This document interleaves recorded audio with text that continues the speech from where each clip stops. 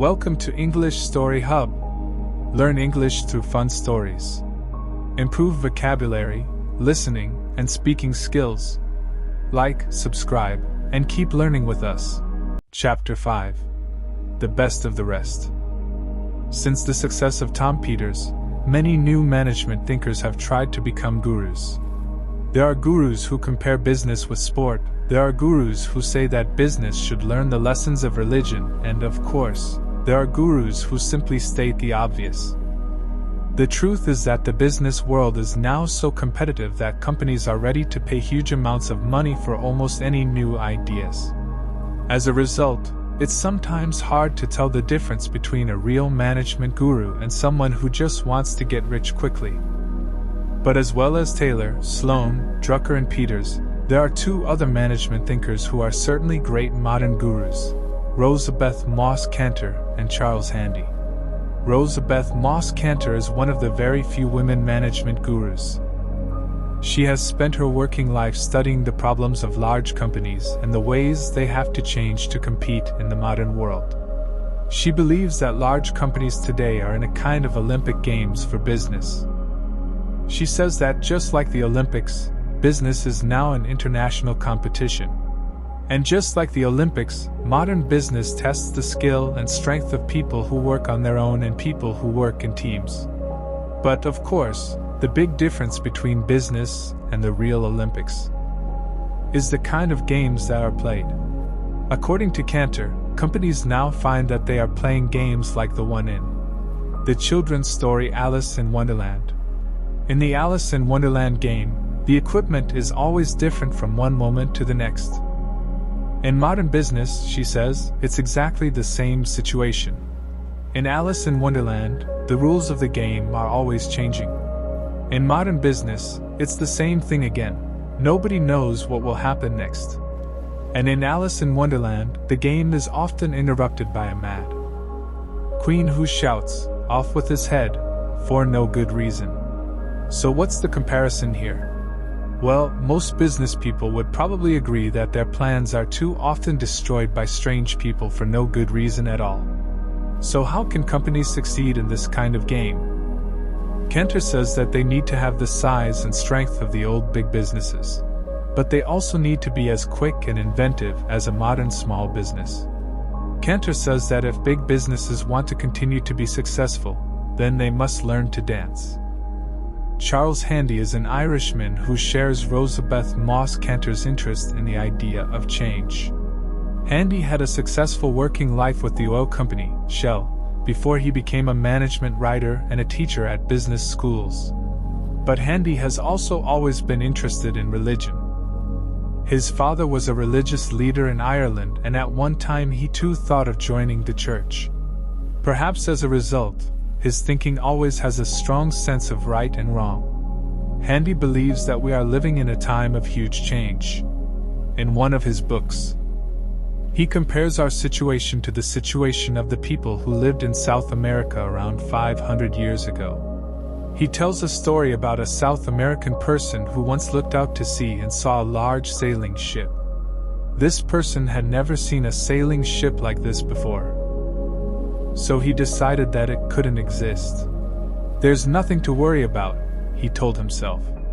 It's just a strange effect of the weather. The ship existed, of course, and it was full of Spanish soldiers. When they landed on the coast of South America, they changed the lives of the people there forever. Handy thinks that when we look into the distance, we too can see the shape of our future lives.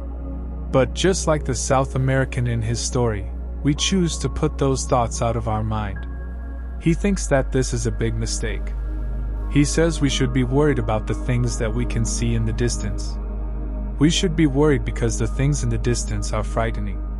We should be worried because these things will change our lives in big ways. And we should be worried because we aren't ready for those changes. In the past, he says that we lived in an age of reason. There was order in the world and everything was organized. People understood the changes that happened, even if they didn't always accept them. But today we live in an age of unreason. In the age of unreason, nobody really understands what's happening in the modern world, and nobody can really Explain it. So how can we deal with these changes? Handy tells us to forget about our old ideas. To understand the modern world, he says we need upside-down thinking. We have to imagine the impossible and expect the unexpected. And how can we do this? We can do this by using the 3 I's. Information, ideas, and intelligence. Just like Peter Drucker and Tom Peters, Handy believes that knowledge workers and computers are changing the business world. He says that in future, company life and office life will start to disappear. More and more people will become independent and will work for themselves. They'll work from home and use the telephone and the computer to communicate with other people. This should be good news for companies, because they won't need to have so many expensive office buildings in the middle of cities, and they won't need to pay so many people regular money. But how does this affect ordinary workers? Charles Handy hopes that their lives will improve. He believes that in the future people will have more time for their family and friends, because they won't have to travel to work every day and will often work from home. But in other ways, their lives will become more difficult. Most people will probably need more than one job and more than one skill to make a living. Perhaps teachers will also need to be writers and consultants. Perhaps policemen will have to be guards and private detectives.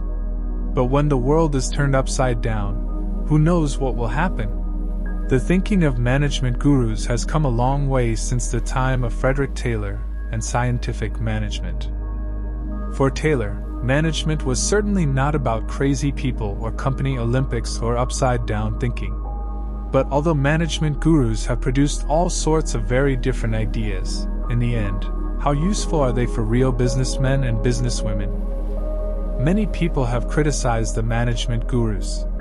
Many have said that their ideas are a waste of time. But before anyone forgets their ideas completely, perhaps they should remember the story of some Hungarian soldiers who were lost in the Alps. The Hungarian soldiers had got lost on a freezing night and had almost no food.